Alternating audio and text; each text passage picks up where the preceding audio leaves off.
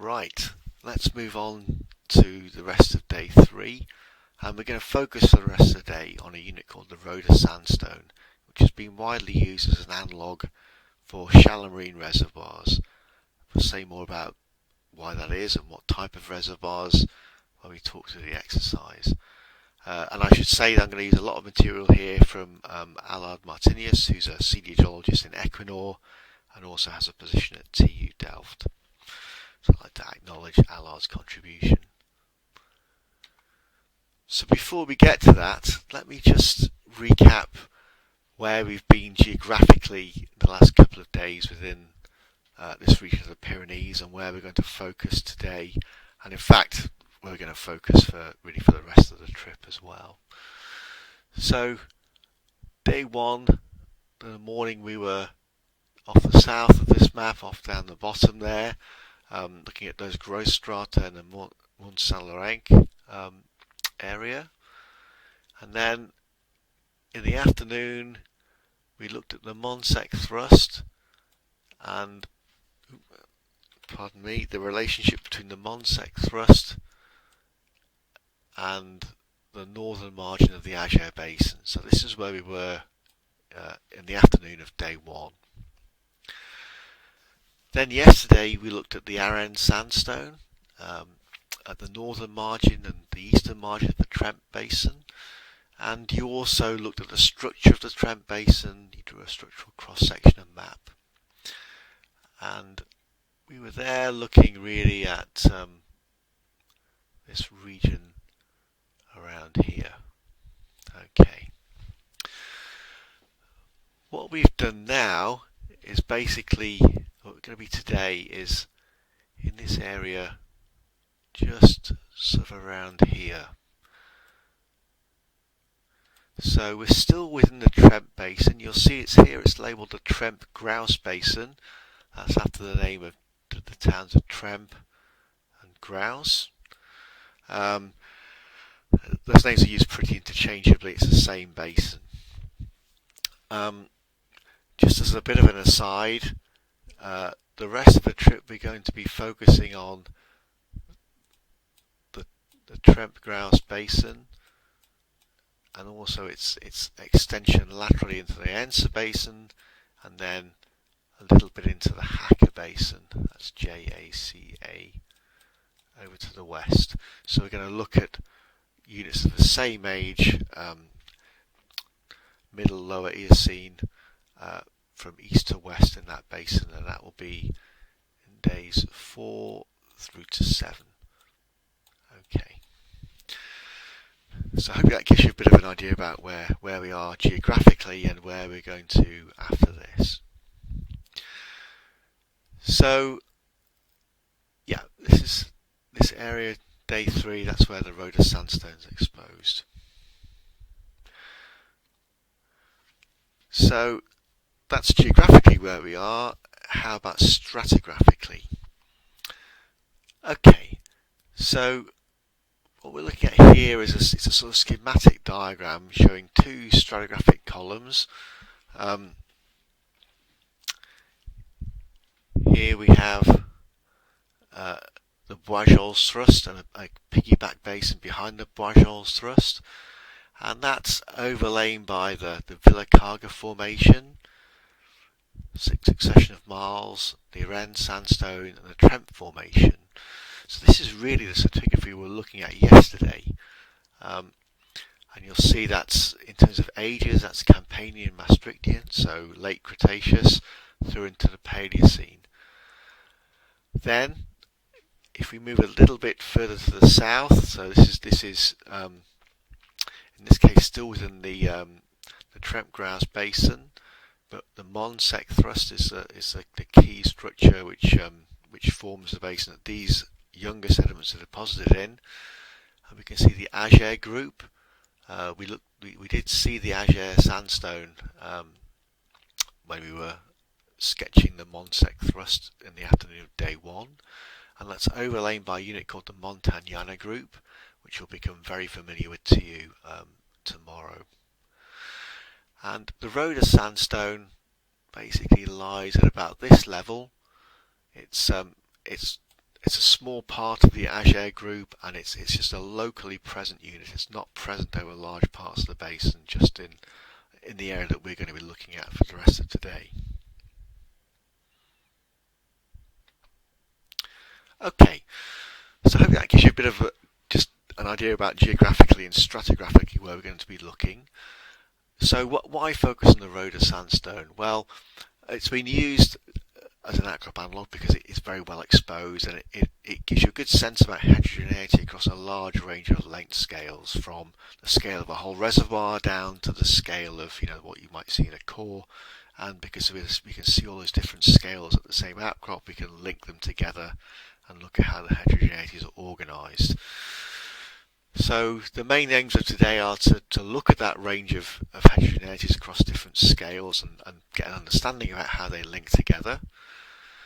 We're going to use that and think about how those heterogeneities at different scales might impact potential reservoir behaviour, how we might detect them, what sort of impact they might have. And inevitably we're also going to do an exercise, and that'll be a correlation exercise, and we'll be using data from one of the reservoirs to which the Roda Sandstone has been used as an analogue.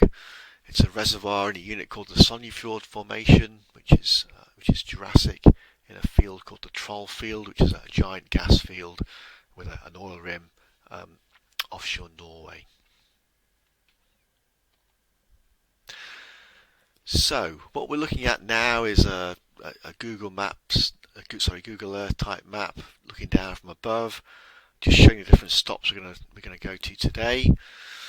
Scale at the bottom, 200 meters. So the scale of this map, we're basically looking at something which is about 3 kilometers wide by about 6 kilometers high.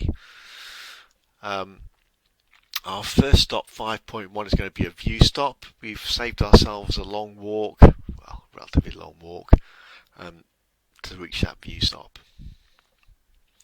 So we're going to essentially be standing here and taking a view over towards the east, and we'll be looking at this hillside in here and also the larger panorama in the background.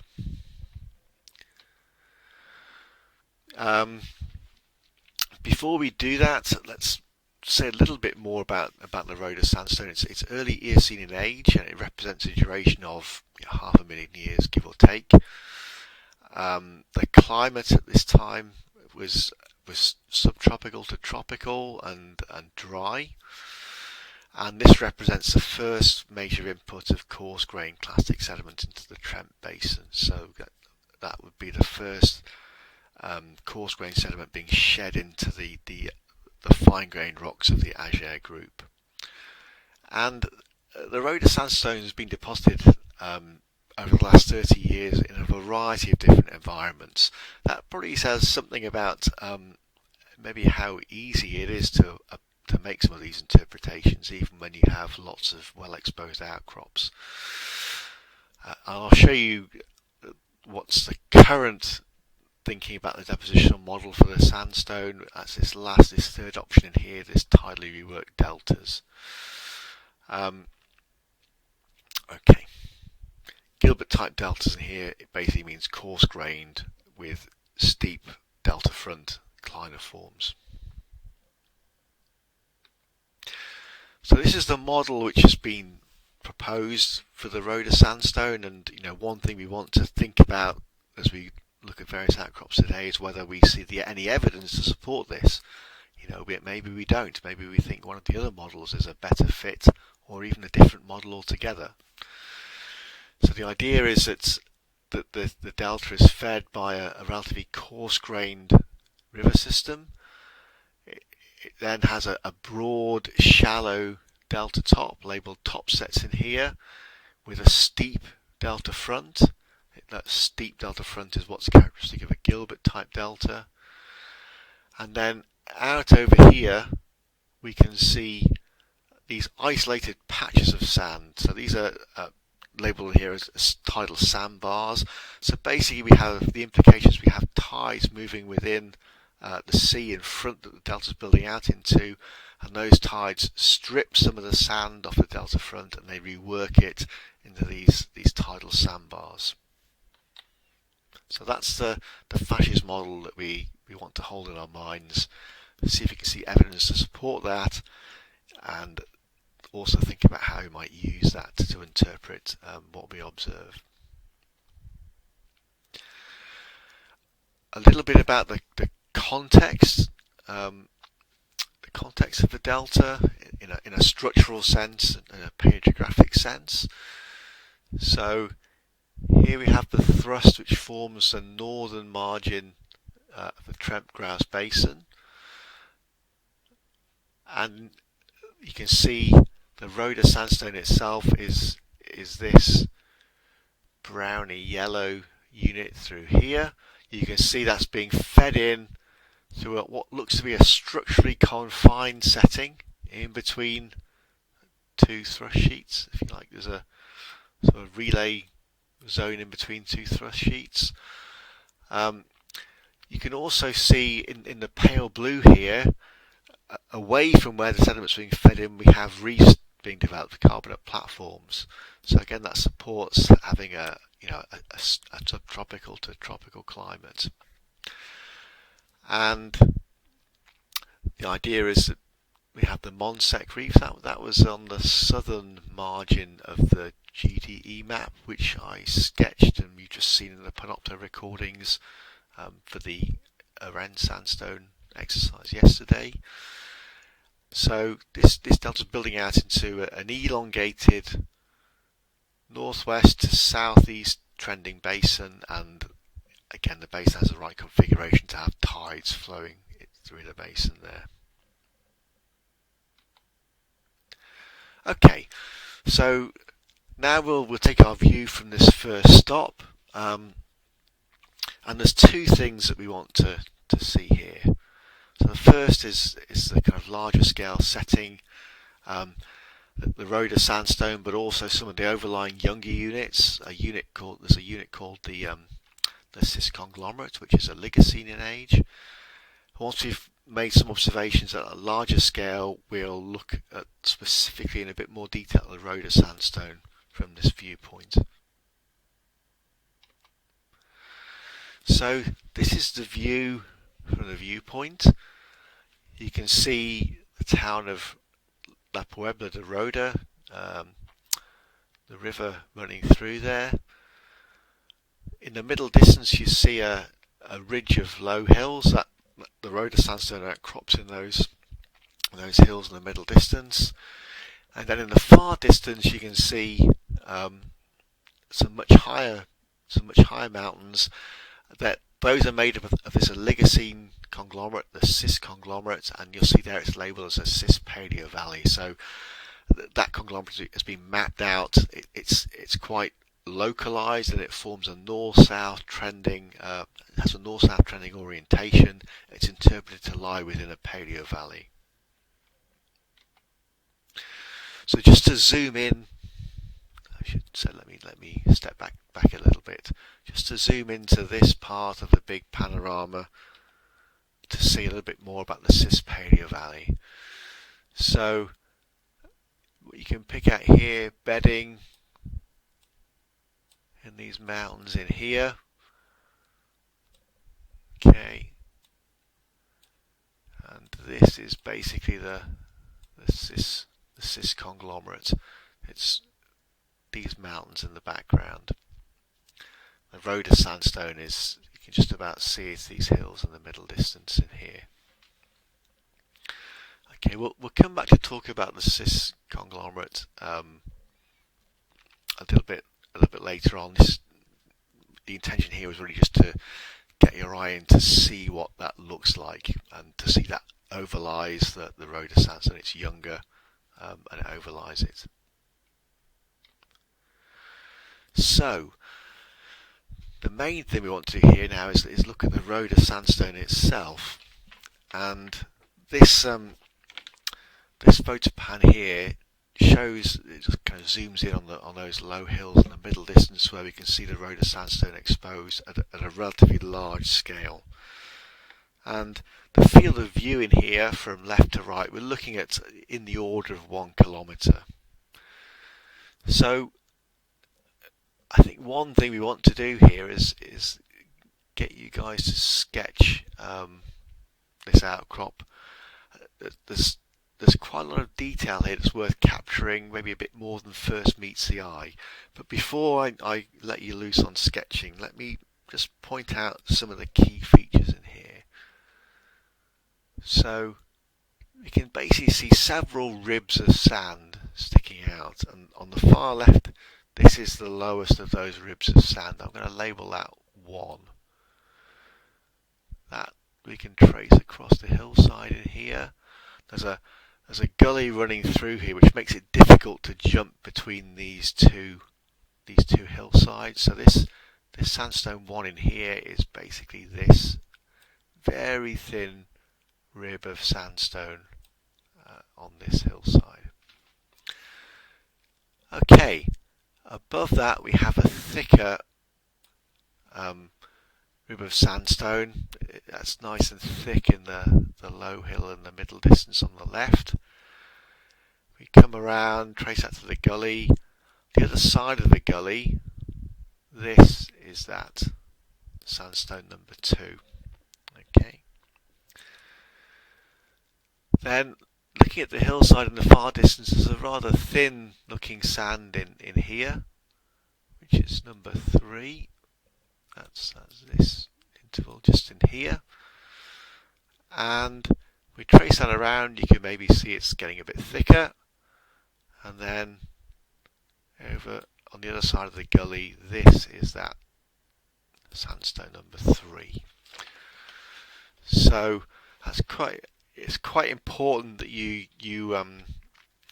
that I set you up to recognise those 3 different sandstones in those 2 different hillsides separated by the gully. So I've already kind of made some comments about changes in thickness, maybe sort of most prominent in that 3rd sandstone, but potentially also thickness changes in the underlying 2 sandstones as well. So we can also zoom in a little bit. So here I'm showing you this hillside on the left. Again, just a little bit more detail. Sorry, I'm kind of losing myself in stratigraphy here. This is 1, 2, and 3. Okay. And the next slide shows the hillside on the right, so we pan across a little bit, and here we've got 1, 2, and 3. Okay. Just to go back over here, I'm going to zoom in again to this area in here. So this is within this 2nd sandstone, and here we have 2, and maybe you can even start to see there's features in the sandstone that I'm pulling the cursor around over. I hope you can see that clearly enough where I'm pointing to. So, the key thing here is there's actually quite a bit of complexity and quite a lot of detail we can get from here. Now, the best place to look at this photo pan is actually is a PDF. So, in the box folder for today, there are a couple of 3 photo pans loaded up. This one is a photo pan called Roda Sandstone. If you look at that photo pan, or you look at the same photo pan but embedded within the slide set, that's in a file called Day 3 Combined. You have this a PDF version of this photo montage that I've been navigating my way around. But it's pretty high quality. You can zoom in and out, you can see the different scales that I've just been trying to show you on the slides in here, and my advice is to use that PDF as the feature to start making your sketches from. So I think because there's quite a lot of detail here that we can get, it's worth spending a bit of time making that sketch. So I'll stop talking there and we'll switch to Microsoft Teams and make a decision about how much time we're going to give you to make that sketch.